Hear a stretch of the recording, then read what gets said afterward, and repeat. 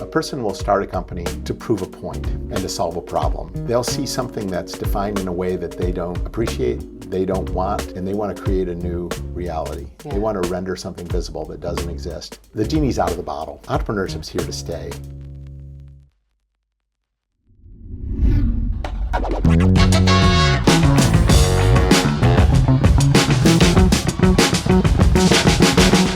So I'm Ted Zoller. I'm a T.W. Lewis professor here at UNC's Kenan-Flagler Business School.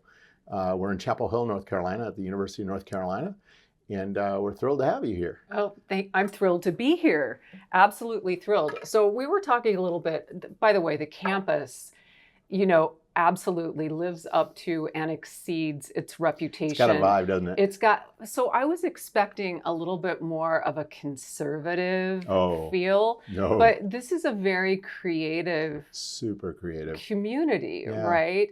And you are not only, a professor, you're getting a room named after you here in the business school, right? So you're definitely, somebody with quite a bit of pedigree, but you are also known around the world for your work in entrepreneurship. And very blessed. We find ourselves here. We've known each other for a while. Oh my gosh. We've been all over the world together, advocating for entrepreneurship and entrepreneurial ecosystems. But we're at a very strange moment in history. 2025 and academia, education, a lot of things are going on. So I want to talk to you right now about the state of entrepreneurship right now, where we are, and what your advice is for up and coming entrepreneurs and founders, right? How do you keep your optimism? Is it worth it? That sort of thing. Totally worth it. Okay, I think so too, but let's put it out on the table here, Ted. Yeah. So what about the state of entrepreneurship from where you sit? Yeah, so it's hard to talk about entrepreneurship without talking about the state of the world. And the state of the world is rocky. It's all about change. We have a lot of changes occurring. Post-COVID, people have come back to another new normal. The way we work has changed. AI is fundamentally the next major wave of innovation, changing the way we work. How we're relating to each other socially has What does rocked. Explain that, how we relate to each other socially? So we're being more intentional about face-to-face. Most of our work is not in real life. It's out there. Right. It's on the web. And as a result, people are, more or less abstracted because they're not personally engaged. The communities are under stress and under challenge. People have to be more intentional about building community. Right. And what you find in a place like Chapel Hill is we are all about building community. This is, Jesse Helms used to say, he's a former famous senator, conservative senator from North Carolina, that we didn't need a North Carolina zoo because they could just put a fence around Chapel Hill. The truth is we're kind of a progressive community in the center of North Carolina. Right. The other part of it, I'd say, is this is a university that's been committed to first-generation families. So this is a university that's been committed to bringing up its people. And Chapel Hill's been the golden ticket for a lot of families. Yeah. And a big reason for that is there's an entrepreneurial vibe here that's very, very central. This is part of our DNA. And you've seen generations of entrepreneurs that have been developed here at this university. How do you take, and I agree, right? Because you drove me around and I saw, a lot of the creative startups and the restaurants. But if you take the conversation outside of a university bubble, right? What is your take on the state of entrepreneurship right now around the world? Not even necessarily just in this country, but, let's push it outside the university walls. So I just want to be honest. We're facing a reality that the economy is being reordered. There's a platform function that's kind of playing out with the Amazons of the world, the Googles of the world, the Microsofts of the world. And big tech has established kind of a playing field. And entrepreneurs can play in certain ways, and they're adding value, and they're actually working through those platforms. I'm very excited to see, for instance, how Shopify is taking shape. Small businesses is engaged with Shopify. Right. Etsy has really built a makers community at scale online. The truth of the matter is, we're trying to figure it out. Yeah. Most entrepreneurs are out there trying to say, okay, what's the role that I play? Small business as a function is fundamentally changed because a retail business is almost impossible to run today. It has to have an online component, has to have an e-commerce extension. What I'm seeing is that entrepreneurs in a time of crisis are innovating. And one thing that I submit to you is that whenever there's a huge crisis, entrepreneurs are the first ones into the breach. I was going to ask you about that because, by definition, entrepreneurial logic flies in the face of reason, right? And so, like when I'm working with entrepreneurs or whatever, it's so easy to get bogged down in the status quo, right? Like you're defined by Amazon, you're defined by platform. But what I see is like entrepreneurs doing what they do best, which is bucking the system, right? And creating businesses. And if you look through, we're both entrepreneurial historians, right? No question. And anthropologists. and it's so interesting because the evolution of the word entrepreneur has a full story arc, right? It used to be if you were an entrepreneur, it meant you didn't have a job, or you were selling snake oil. Right? Like, parents would just couldn't otherwise get a job. It didn't become, like if you look at the cover of Entrepreneur magazine in 1985, that recent, the cover story, do you know what it was? No I'm idea. not shitting you when I tell you this. The cover story, and I've seen it, right? Like I am a witness to this.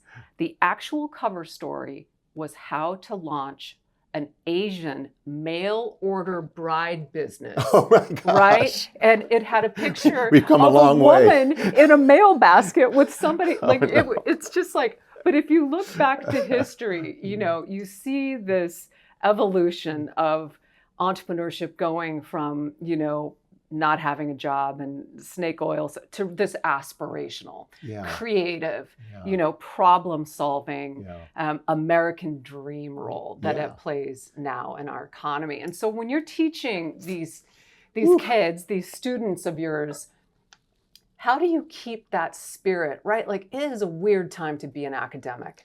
It is a weird time. There's a lot to unpack there, Amy. It occurs to me that, the American dream is very much alive. I think so too. But it's not the American dream that our parents and grandparents thought of. The American dream is about giving yourself unabashed freedom to do the impossible. Frankly, starting a business is diseconomic. There's no reason to do it. You have a chance to lose prestige, lose pride, lose respect, not only lose money. These are all of the reasons why a person is not wise to start a business, but we still do it. Entrepreneurs are called to, and they give themselves permission. No one is going to give them permission. They're going to take it. Right. And, it's not about breaking rules. It's about bending rules. It's about actually defying rules and wondering why the rules exist. And then reconsidering them. So, entrepreneurs live in the corners. They live in the creases. They live in the undefined. The best place for an entrepreneur is where things are so new, no one knows what's going on. And that's where you see entrepreneurs innovate, thrive, and build. When things are, we talk about regulation. I'm not sure government regulation plays that significant role in limiting things. I don't think so either. I mean, I think it's very easy to fall down that rabbit hole but what that does is easy to blame other people. And it presents boundaries, right? And rules. It's rules. It's and conventional wisdom. Entrepreneurs don't really like that, right? Like it's just there's a quote that I have in my book, right? I want you to give me your response to this. It's my favorite quote. So don't bash it. I mean, you can if you want to, but whatever. I would never do that. So there's and I think it's like wise to give this quote to students right now because it kind of speaks to the moment. But it's basically Pablo Picasso, right? He said, "Learn the rules like a pro so you can break them like an artist." Right? And I think that captures the spirit of entrepreneurship, especially right now. No question. Entrepreneurs are about redefining the future. It's about rendering visible what doesn't exist. And people always talk about innovators and moonshots and things of that nature. The halcyon alpha entrepreneur. It's usually about a creative act. It's about saying, I want to make things better. I want to take friction out. I want to take pain out. I'd like to take hardship out. most people are very engaged in trying to make our lives better. And that's what entrepreneurs are all about. It's about reinventing it. I want to share a quote with you just to trade. It's quote corner. Right. Here we are. So Pascal said, the heart has reason that reason does not know. Yep. And in many ways, that captures the entrepreneurial story because the heart brings you to do things that your brain would otherwise tell you not to. Yeah. So you have to let your heart run. Right. And imagine, frankly, what doesn't exist. Yeah. And why I think entrepreneurs are so they're another form of life. We have to protect them in some ways because these are the people that are willing to question the fundamentals. They're questioning the conventional wisdom. They're actually going to work against the conventional wisdom and in many ways take a totally different direction. And if we don't have that, we don't evolve. Yeah. Everyone's on the same page. Everyone's following the rules. Everyone's on the same platform. It's going to be a boring life that we're all going to lead. Entrepreneurs disrupt. They disentangle. They re-engage in a new way. They reframe. Yeah. They use design as a means to render something visible that doesn't exist. How do you, with your students, how do you encourage disruption, right, in an increasingly oppressed environment for creativity? How do you keep that spirit alive? Yeah, you make that space intentionally. Yeah. We do something here at Carolina I'm really proud of. We have a program called Entrepreneurs Lab. And these are the kids that find us. They're typically the kids that, don't follow the cookie cutter career paths that are being developed by a given school. They're showing up because they're not generally in a clique that, is mainstream. They're usually a little bit on the edge. And these are the people that are the revolutionaries, in many ways. What they're trying to do is attempt something that's not been done. And you got to respect that. Yeah. I talk about the concept, Amy, of this notion of gumption. It's someone who dares themselves to do what people tell them otherwise they shouldn't. Right. Gumption is this internal desire to want to make change. And change can lead to failure. Absolutely. Failure is part of the process. It is. Failure is the learning opportunity. That's how entrepreneurs use it. So they'll push the edges. Yeah. They'll always break the barrier. Yeah. In order to find out what the barrier is and why it's important. They'll rethink things. Yeah. That's why I'm not at all concerned. I think entrepreneurship is an apolitical process. Entrepreneurship is about questioning some structures that need to be updated. Yeah. It's about updating our world. Entrepreneurship as a term, entre, between, prandra, to take. Someone who's between, who takes. This is someone who molds, shapes, designs another way of doing things. Yeah. And that's what's exciting about entrepreneurship. That fire is very much alive. Yeah. Now, what the American dream has given us is the freedom to operate. Now, what we do with that freedom is another question. Right. And I see that the young people today are taking it into their own hands. They realize they've been through multiple shocks in their lives, economic shocks, political shocks, and the like. As a result, they are resilient.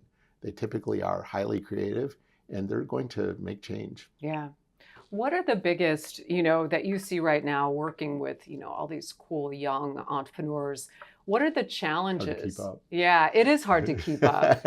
What are the unique challenges for this next generation of entrepreneurs and disruptors? Yeah, it's interesting. Everything's at large scale. You can invent things with AI. You can that are actually quite sophisticated. It would take decades to have done in our generation. Then we have these gigantic platforms that are defining the way our economy works. So young entrepreneurs find themselves trying to find that white space. Yeah. Where can I work? And I think we're just at the beginning part of a redefinition of how the economy is structured. Yeah. Look at what's happening with blockchain, what's happening with crypto. These are the things that are just the leading edge of the indicator. We're going to start seeing, markets change. We're going to see people engaging in the market in different ways. I think we're going to see hyper-specialization. As opposed to everything being broad and everyone gets the same thing, like the production function, manufacturing as we see it at scale, we're going to see customization. We're going to see people focused. Give me an example of that. Yeah, there's so many examples of it. It'll be hard to pick out one, but I got a call the other day from a young entrepreneur who I trained maybe 10 years ago. And she's been in the life sciences world. And she said, Ted, I'm working on this project, quit my big pharma job. And I'm putting together an investment model using blockchain for longevity research. And I was like, okay, this sounds kind of sketch. Tell me what's really going on. I found the 5 best longevity researchers that are peer-reviewed worldwide. And I'm using blockchain to form capital around their investments, where the investors can get early access to the insights that are being used in the research that's being done. Right. They will advance longevity research. And I said, are the researchers playing? And they're like, they're excited because they're able to get dollars that they couldn't otherwise get from old models of grants. Right. So they're engaged. So you're going to see marketplaces being created. Who would ever think that someone working in big pharma would be sourcing funding for the 5 best longevity research folks to advance therapies? It solves problems, though, too, on the funding side, right? Totally. Yeah. People are crowdsourcing their solutions. Yep. You're seeing the crowd come together. Yeah. James Surowiecki had it right. There is a wisdom to crowds. Absolutely. And it's free market research. It truly is free market. It's like its own index, right? That's one thing I do celebrate about the U.S. What is the American dream? We don't tell people what to do or what not to do. We give people freedom to do things. If we take away that component, it takes what is special about America. Right. You go everywhere else, they might have more hyper-planned economies to greater degrees. But in the U.S., we kind of like let it all mash together. Yeah. There are some points where we need to kind of like tamp it down. Right. But it's very American to have that mosh pit of ideas, right? It's a mosh pit. It's absolutely a mosh pit. And we love that conflict and that tension. Yeah, we do. And if we don't have that tension, we're not creative. And that's what keeps us going. It's that competition. And, the competition could be on worldview. It can be on technology. It can be on way things are working. You're going to see so many waves coming out. AI is just beginning. I know. I was saving that for later, but let's just go on into the AI waiting pool, shall we? Because changing education. It's changing education, how we learn. And we got to get to that higher education, like what's going on here. But right, so how do you teach entrepreneurs to integrate AI into everything they do? I mean, you have to. You cannot run away from it. It's just there. It's out of the box. So what is your approach? Yeah, I don't put many rules around it. The university was very quick to respond saying, hey, that's not cool. We have to control it. And I was like, good luck with that, university grown-ups. Exactly. Right? The first paper I received that had evidence of AI being used, I did pull the student aside and say, how much of this was AI and how much of this was you? Right. And they confessed it was almost all AI. And I'm like, got to rewrite it. Yeah. However, in my classes, I'm unabashed in saying this is a tool. And the tool is used to advance knowledge. And what do I do in my work? A lot of people say you can't teach entrepreneurship. Quite the opposite. Entrepreneurship is about teaching resilience, versatility, and frankly, velocity. How fast can you learn? What is AI? It's the accelerator. Yeah, it is velocity for sure. You are seeing insights that people would take years to get already coming. Now, some of them might be way off, but I mean, it's taking patterns. It's, what AI is doing is pattern recognizing. Yeah. So it takes the vestiges of what's on the web, and there's a lot of crap on the web. There so sure it'll is. also integrate the crap. Yeah. But it's assimilating it in a way that entrepreneurs are learning faster. So for literally, we have modules for each of the components that we're looking when we're building a company in the classes that I teach. We have an AI component to every one of them. A customized AI, we're doing Mechanical Turk. Yeah. So that people, and pardon that term of art, but it's a term of art where you're actually manually using the research process to train the AI. Yeah. So in new venture development, I'm seeing the students actually investing in trainable AI routines that are advancing market research, understanding how the customer operates, the size of the market, the way you could finance things, the way you can manage things, the way you might adapt your business model. Last night, I was in a class until 9 p.m. We were literally engaged in the redefinition of a business model based on insights that were coming out of the AI. Yeah. So I'm engaged with it. I'm probably one of the first professors here to kind of unlock it. Yeah. It's going to be the new normal. Yeah. No question. I mean, I don't think you can teach or advocate for entrepreneurship without embracing technology and mastering the potential of AI It's a tools. tool. It's a tool. It would be like in the olden days saying, well, I'm not using spell check because I have copy editors, right? Yeah. Like it's just one of those new tools that we have to get used to. And The Nobel Prize winner of the inventor of AI, he was the first one to say, kind of throw out a yellow caution to say, if we let AI take over, it will take over. It will. So it has to be human guided. We have to draw the line. Yeah. When we have an unguided missile, that's a problem. Yeah. But and there I find will be it to be a tool. plenty of those unguided There will be, missiles because released. there are a lot of people out there. Yeah. But we're trying to train people to use it as a vehicle to do good and to build. Yeah. And fundamentally, what Caroline is about is building an entrepreneurial spirit. Yeah. It's about building. And it's not about money. A lot of people think it's all about money making. You chase money and you're going to sell your soul. And That's right. It never works. It never works. It never works. I mean, it never works. What entrepreneurship's about, solving a problem. Yeah. And being passionate about obsessive about solving a problem. There is a level of obsession with entrepreneurs and entrepreneurship. Amy, I'd like to give you a lot of credit, because you were the first thought leader in the community to really legitimize entrepreneurship. Like you said, the snake oil people were out there. When you were editor of Entrepreneur Magazine, you had more influence in the bully pulpit, where you brought people to the table that were really curating a new way of working as business people. Thank you. That is very nice. And we lived through a process where not only we became legitimate, then we became mainstream. Yeah. And my sense is that the bloom is not off. But the petals are dropping.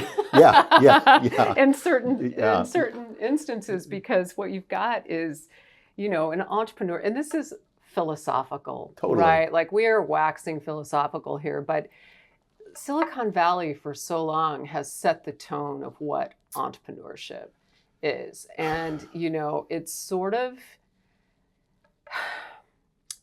it's not as fun. It's not as fun there anymore. It's really big business. It's big. It's ego. It's the turn of the century. There's a meanness to it, right? Yeah, there's sort of a mean streak, which is contrary to what entrepreneurship is, which is the spirit of creativity. Right? You're going to be surprised, but I tell my students that if your aspiration is to go work at Google, Google's yesterday. So 5 minutes ago. Oh my God, no kidding. Entrepreneurship lives at the earlier stage. I try to drive my students into those early stage opportunities where there's invention still going on, innovation still going on, that there's a chance that things might just totally fall apart, because that's where you learn the most. Yeah. It's, when they're setting the table in such a way that the rules are already defined, entrepreneurship dies. Yeah, exactly. So you need to create an open system. A walled garden never bears fruit. No. You have to have an open garden. And my gut feel is that entrepreneurship is very much alive. The mechanisms now need to be retooled. Yeah. The tech wave that happened as a result of the internet is going to be broken down. Yeah. It's going to be reinvented. It's going to be typical, rethought. Right? Like that's Absolutely. Not a new pattern. No, right? Not at all. Entrepreneurs are at work now doing that work. So, my gut feel is that, our future looks very, very good as long as we stay out of our own way. Yeah. If we intervene, we set rules that make no sense. We empower people that have already done it. They're going to close the door behind them. Yeah. They're not going to be open. Not all entrepreneurs who scale their companies are comfortable with what they end up with. Yeah. Many of them leave before they scale. They go on to the next thing because that's not what they do. Right. Entrepreneurs typically are terrible at managing. Absolutely. That's not the goal. The goal is to stand something up and create something new and revolutionary. I was surprised when Sergey Brin, for instance, came back in as CEO. It occurs to me that most inventors, innovators will go back into the early stage. They know that's their sweet spot. Yeah, it was kind of a celebration when I saw the entrepreneur running their own company at scale, but I'm not convinced that that's the business model. I think entrepreneurs are about building new stuff, not operating existing stuff. Yeah. And my gut feel is that, when we're hyper-financialized and we're building out structures in our market that basically creates people that don't fail, that's doing harm to our economy. Bigness is the enemy of entrepreneurship. Yep. Big tech, big industry, big government, all of those things set rules that dampen the white space, Yeah. and make the white space small. Yeah. And that's why the petals are coming off a little bit now. Yeah, and We're the hubris, letting it too big. there's a fair amount of hubris, but that's not new. Silicon Valley is just Filled with it. is what it is. Yeah. It's its own, getting in its own way That's right. to go back to what you were saying. So we're standing in the door of your office a few minutes ago, and My little cubby here. your little cubby, which is so lovely on this. I mean, I'm looking out and it's trees and green. It's like exactly what a campus should look like. But tell me, okay, why should people still go to university? Yeah, that's a great question. It would take me hours to unpack that question, Yeah. but I'll give you the high points. Let's be really open with the fact that people are learning differently. Yeah. The idea of a lecture. How does that, explain that to me? Yeah. So it's not uncommon now for students to walk in the room with most of the knowledge the professor already contains. That's insane. No kidding. That never happened to me. Oh, no kidding. No, I stumbled into class wearing snowboarding clothes, right? I didn't know anything except You were a I've been blank slate. snowboarding, at Eldora for the morning. These kids not only have that knowledge, but they also have the critique of that knowledge and what their peers think about that Oh my knowledge. God, how do you address that? Well, you try to be relevant. So I flipped the classroom. That's a technology, a capability that allows students to experience what it's like to innovate for themselves. So as opposed to giving them knowledge, Right. we actually get them to test the edge of what they can build as knowledge. Right. So what we try to do is build an environment where people can experiment, can question, can play, Right. can disagree. It's an environment where I'm kind of surprised that people are thinking there's a monotone in American universities, because I find them to be a crucible. It's a place where difference exists. And should exist. That's exactly Yeah. the form of education. It's about a panoply of differences and about reconciling those differences, then arriving personally at your own worldview Right. through that experience. So, shame on those universities that are just one-sided and may have a perspective. But I find that a university like Carolina is a place where there's all sorts of different opinions, orientations, fact points, and we're teaching people how to qualify truth from fiction. Yeah.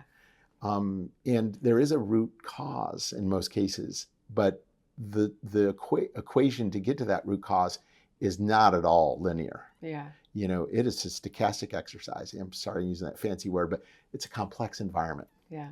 It's a complex environment where the students are finding themselves barren. They're in the middle of it all. Yeah. And our job as professors is to help create an environment where they'll be able to use their analytical skills and their good judgment Right. to find their way through it. So more of That's a hard. lab than a lecture. That's exactly right. Right. 2 of my classes are called labs. Yeah, I've got one I called saw Entrepreneur's that. Lab. And what we're trying to teach, it's kind of cool. Think about this, Amy. Instead of the subject of Entrepreneur Magazine being about the great venture and the founder that drives that venture, think about what it would take to create the great founder. Yeah.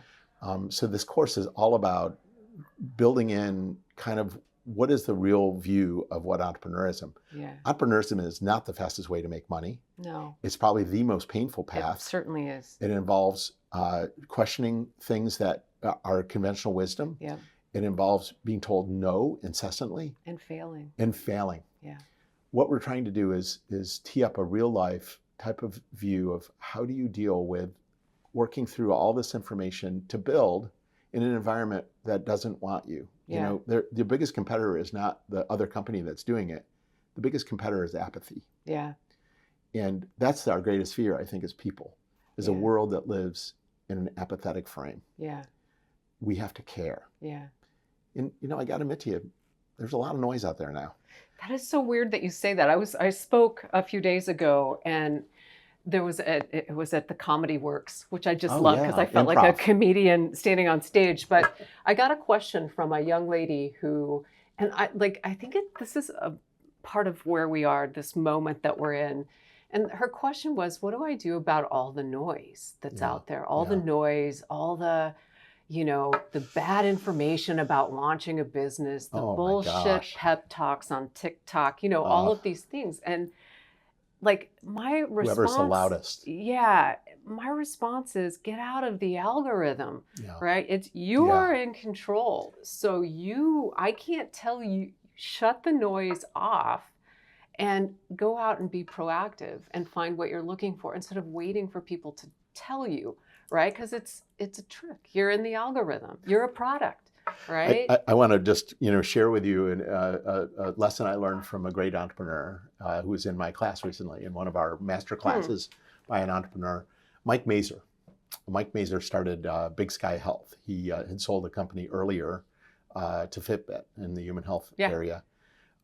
Mike is so real, and what he dialed into class and he said, "Ted, should I blur the background because I'm at the Grand Tetons and I have the Tetons right behind me, and there's bison wandering around. He's living out of a camper." Don't blur that. Exactly. Certainly. I said, you're living in a place, and I said, "Okay, so Mike, why are you there?"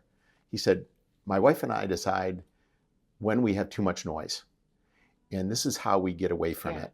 And what we're looking for is signal. Signal is the opposite of noise. Signal is what speaks to you." Brilliant. Isn't it? That is something we need to advocate for because signal, because I cannot tell you how many times people are like, there's too much noise. I'm not going to launch a business. It just creates anxiety. It getting does. too much inbound. And it's just like, let's be clear. What do we do? And you're not empowered when you hear it's doing that thing where you feel like you're a part of the noise, right? And so if you take the signal, how do we do that? Yeah, I think it's a question of teaching. We talk a lot about empathy. Yeah. But empathy isn't just caring about others. Empathy is about the ability to listen. Yeah. And then preparing yourself to act. So think about creating a thesis that you run your life by. Signal is the data that's relevant to the thesis that you have. Right. And then you train yourself as an entrepreneur to act when the moment is right. One of the things that we teach is that you don't go and come up with an idea and create a company. Entrepreneurship finds you because of what you are trained to look for. Exactly. And entrepreneurship will come to you. Yeah. It might not come right away. I also don't tell students that they should abandon the idea of working for a W-2 organization. Absolutely not. That's okay. You can learn a lot. Right. That's paid education, folks. Of course. Right. And you add value based on what you bring, but you're looking for signal. And that signal, and Mike is an amazing entrepreneur. He's someone you should interview because he's someone who dealt with catastrophic failure. He was diagnosed with stage 4 cancer.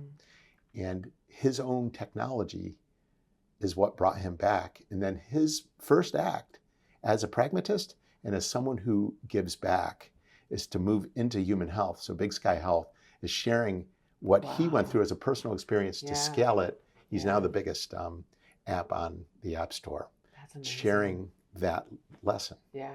It's so amazing when something is personal like that. Like that's another characteristic of entrepreneurship. When you're solving for yourself, no question. Right? First of all, you're never the only one experiencing some challenge, right? There's, everyone's force multipliers of you. So that's a really good lesson. I would love to interview him. I'm gonna wrap up with I want some sound bites from you, okay? Gotcha. Because what we do with these is, it's not just we sit down. This is going to be a part of the State of Entrepreneurship report that we're doing, a documentary. And, one of the places where we have the most engagement is little short pieces of content, video clips, right, on social. Yeah. And they're smart, right? Yeah. Like it's not a bunch of snake oil salesmen. We're not misinformation, but it's inspirational. Yeah. And so for you, there's so many different ways we could go because you're in it, you're in a university setting, you have your own set of challenges.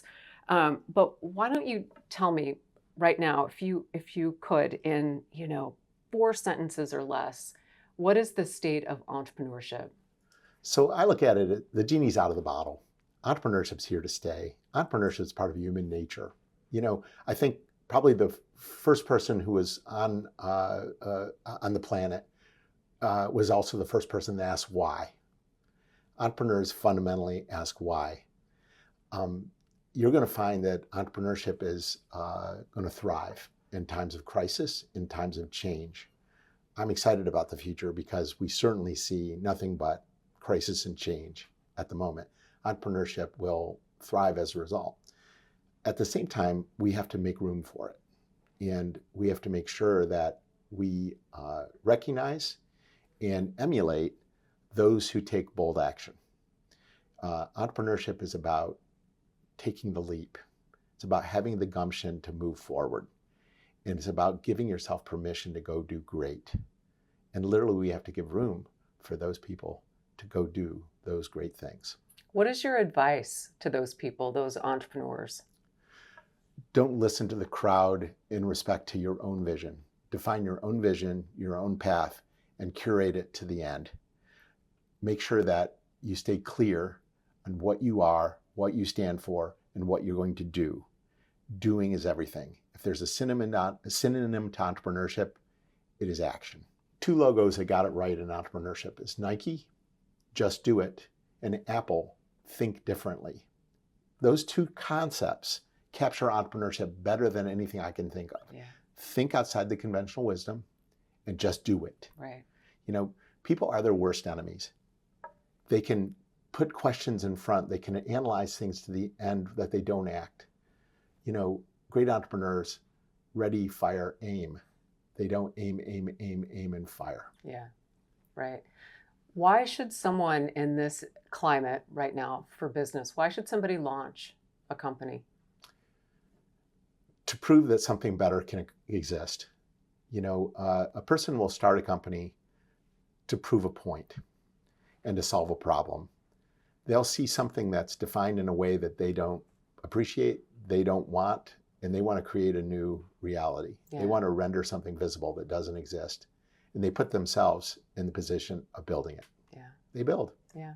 I just have one more question, and then we'll start getting some students in here, but you know, and this, we can edit this out, Ted, whatever you want to do, but I want to know, right now at the university, higher education is in jeopardy. Yeah. Girl. Yeah. Yeah. Right. It in danger. Yeah. Right. Yeah. Where, what is going to happen? How we talk about entrepreneurship as a series of transformations, right? Yeah. You know, trend.